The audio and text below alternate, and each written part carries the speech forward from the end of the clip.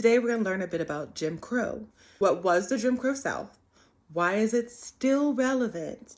And what are some important facts to keep in mind? So what was Jim Crow? Well, the Jim Crow South was a time period in American history that's represented by segregation and prejudice directed towards African Americans.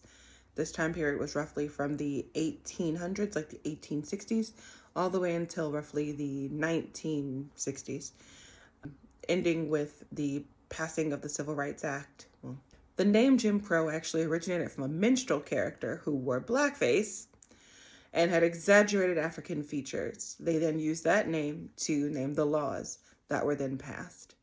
Jim Crow laws enforced strict segregation of public facilities such as restaurants, transportation, schools, buses, housing, all of those things. It was very much separate, not always equal. This perpetuated a system and cycle of racism and injustice that we still see echoes of today. During that time period, African Americans endured widespread discrimination and terror. Discrimination in things such as being denied voting rights and having limited chance at economic prosperity by being denied jobs or only being allowed to work menial jobs for menial pay. And terrorist organizations such as the Ku Klux Klan, terrorizing and murdering people via lynchings and other acts of violence, with the stated goal of enforcing white supremacy through Black terror. During this time, specifically around the 1890s, Confederate statues were erected in predominantly Black areas to honor the Confederate leaders who fought for white supremacy of the South. Despite legal challenges and the civil rights movement, Jim Crow persisted until the mid-1960s, when federal legislation, the Supreme Court, and the U.S. National Guard worked together to enforce integration and dismantle segregationist policies, though we still see echoes of it now. So why is this still relevant? This is still relevant because we have individuals who don't fully understand the history of slavery in the United States and its long-lasting impact, Jim Crow being the offshoot of slavery. Well, it's important that we understand these things because when asked questions such as, what was the cause of the Civil War? The answer should be instant slavery. Now, for those who are like, well, it was states' rights, and because I've heard that argument before, I'm an old lady. So I hear people have said things. So for former South Carolina Governor Nikki Haley and everybody else who is confused about the cause of the Civil War, I am going to read you what Alexander Hamilton Stevenson, the Vice President of the Confederacy, stated on March 21st, 1861, when they seceded from the Union. Our new government is founded upon exactly the opposite idea. Its foundations are laid, its cornerstone rests upon the great truth that the Negro is not equal to the white man, that slavery, subordination to the superior race, is his natural and normal condition. If you're enjoying this content, feel free to download your own Black History Month calendar at the link below. So here are some important facts to keep in mind. This is not an exhaustive list because it's 100 years of history and I can't cover that whole timeline. So I just picked out a few things that I thought were essential for everyone to know. This list is also not in order of importance. So number 1 is Plessy versus Ferguson. This was the landmark Supreme Court case from 1896 that legalized separate but equal. Prior to that, there was a great deal of integration happening in certain states in the South, but this case made segregation a widespread thing and then just began to be enforced continuously.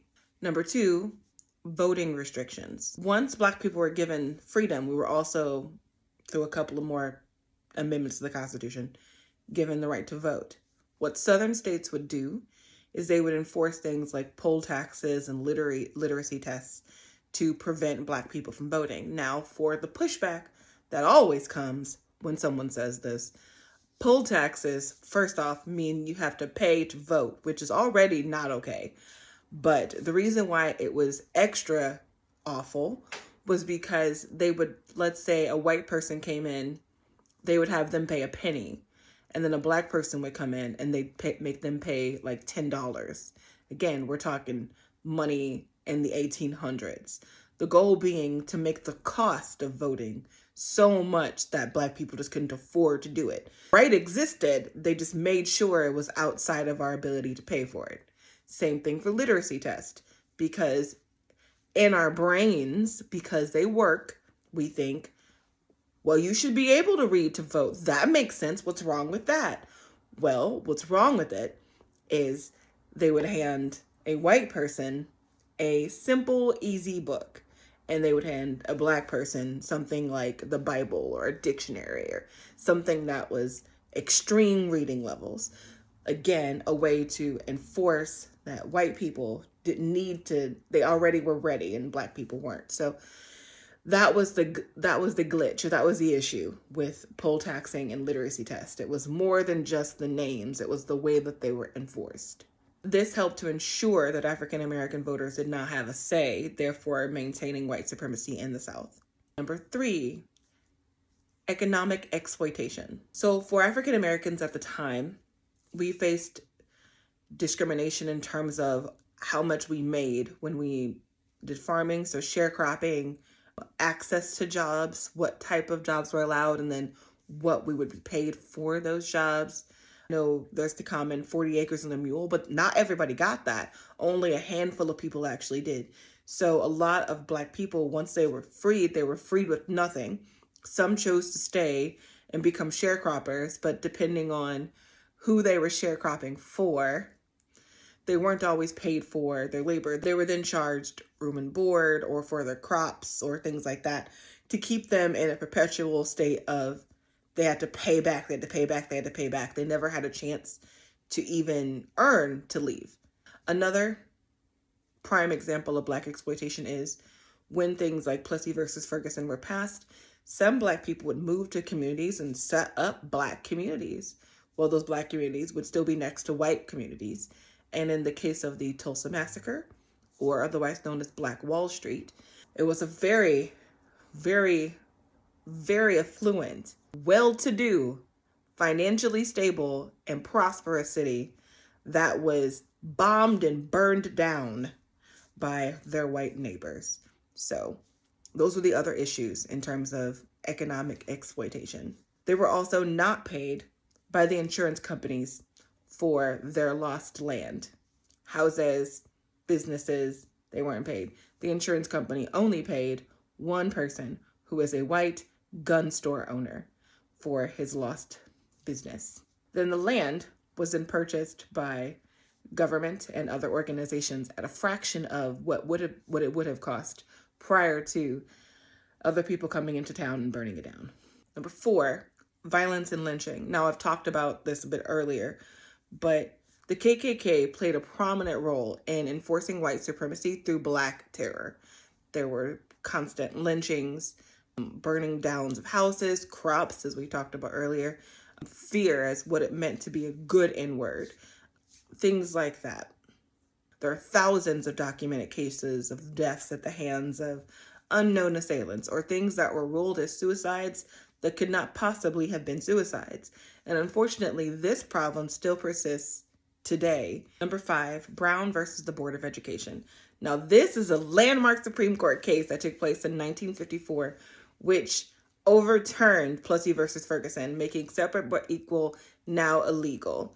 This case is the case that integrated the schools.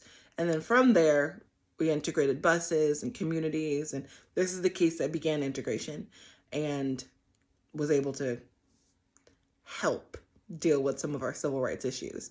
Unfortunately, this is also the case that required the National Guard to be called in to enforce integration because the government of that state point blank refused to do so. Number 6, the Civil Rights Act.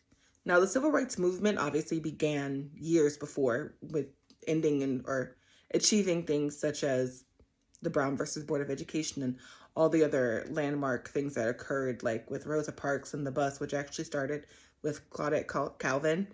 I will continue to point that out. Rosa Parks, extremely important. So is Claudette. We must not forget her. But there were two civil rights acts passed, one in 1964 and the second in 1968, as well as the Voting Rights Act of 1965. The goal of these was to protect voting rights, dismantle segregation, and hopefully promote racial equality in those areas. It effectively ended that form of legalized segregation.